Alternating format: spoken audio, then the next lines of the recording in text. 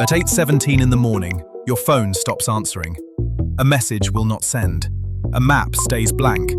Your bank app opens, loads, gives up, and becomes a useless rectangle. At first, this is not scary. It is normal. The internet fails in small ways all the time. So you wait. You try again. Somewhere, someone restarts a router. But this time, the router is innocent. At 8:17, the global internet stops carrying information. Electricity still works. Phones still turn on. Computers still open local files. Hospitals still have power. Airplanes do not fall from the sky. The ocean cables are still on the ocean floor. But the machines that normally speak across the world have gone quiet. For the first few minutes, almost nothing visible changes. Coffee is poured. Cars move. People unlock offices. A normal day continues, wearing a normal day's face. Then a cashier watches a card terminal fail. A customer taps once, then again. Then harder, because humans believe machines can be persuaded by confidence. The terminal is waiting for an answer. Is this card real? Is there money? Is this transaction allowed? No answer comes. One failed payment is annoying. A million failed payments is a different kind of weather. Stores begin improvising. Some take cash, some limit purchases. Some close because their registers, stock systems, or payment providers need outside confirmation. Fuel stations become awkward. Train tickets stop loading. Online orders freeze halfway between paid and prepared. The goods have not disappeared. The trust around the goods has. This is the first lesson of the day. Modern life is not only made of objects, it is made of confirmations. By 9 o'clock, the outage has moved into work. In some places, people keep going. A baker bakes, a mechanic repairs, a nurse treats a patient. A teacher walks into a classroom and begins without asking a server for permission. But in other places, the office turns into a waiting room. The calendar is online.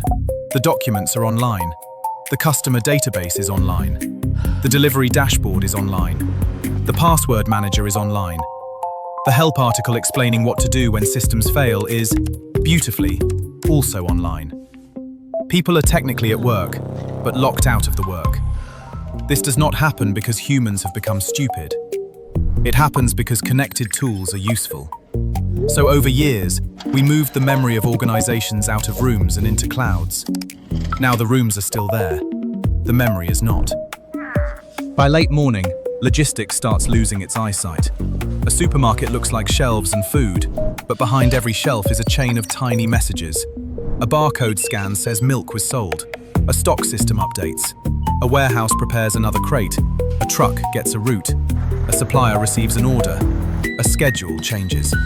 No one wakes up grateful that the cucumber database survived another night, but cities eat because boring messages arrive in the right order. After a few hours without the internet, food is still there. Medicine is still there. Fuel is still there. The problem is knowing where it is needed, and how to move it next. Which pharmacy is running low on insulin? Which store has baby formula? Which truck is delayed? A modern city does not run out of things immediately. It first runs out of certainty. Around noon, hospitals show why this is not a simple apocalypse. Hospitals have backup procedures, local systems, radios, paper forms, generators, and people trained to make decisions when technology becomes unhelpful. But modern medicine is full of connected steps: patient records, lab results, prescriptions, ambulance coordination, specialist consultations, supply orders. Many failures would not be dramatic enough for a movie. A result arrives late. A phone line is busy. A transfer takes longer. A nurse spends 10 minutes finding information that normally appears in 3 seconds. That sounds small, until it happens thousands of times in the same day. The danger is not one huge collapse. It is friction everywhere. Tiny delays, tiny guesses, tiny risks.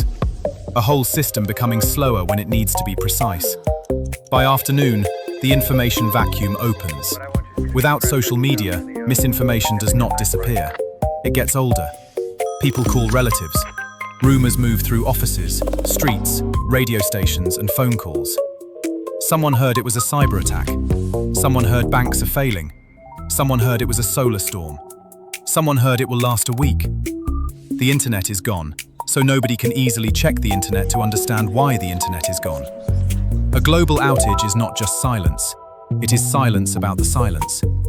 By evening, the real shape of the disaster is visible. The internet was never mainly entertainment. It was verification.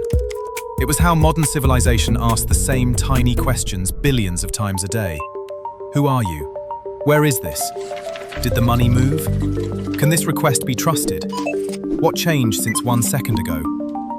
For most of human history, these questions were answered by paper, memory, local trust, and people knowing who to ask. That world appears again during the outage. Shops write receipts by hand. Neighbors knock on doors. People use cash if they have it. Someone with a bicycle and local knowledge becomes more useful than a dead navigation app. There is comfort in this. We are not helpless. But a village can improvise for a day. A modern city can only imitate improvisation for so long. Ports need schedules. Pharmacies need supply chains. Emergency services need coordination. Banks need settlement. Millions of people cannot replace instant systems with handwritten notes and goodwill at the same time. For 24 hours, the world limps. For longer, the limp becomes damage. At 8:17 the next morning, the internet comes back. Messages arrive in piles. Payments need sorting. Orders duplicate. Some databases disagree. Engineers hunt for the cause. Companies apologize carefully. People post about how strange it was to be offline, immediately proving the machine has swallowed us again. And soon, the internet becomes invisible. Like clean water, like electricity, like roads. Boring when it works, terrifying when it stops. A one-day internet death would probably not end civilization, but it would reveal what civilization has become. A constant act of coordination. Tiny messages moving everywhere all the time, telling the world what is true enough to do next. The internet is not separate from real life anymore. It is one of the ways real life stays organized. And if it vanished for a day, we would not just lose connection. We would feel how much of the modern world depends on answers arriving in time.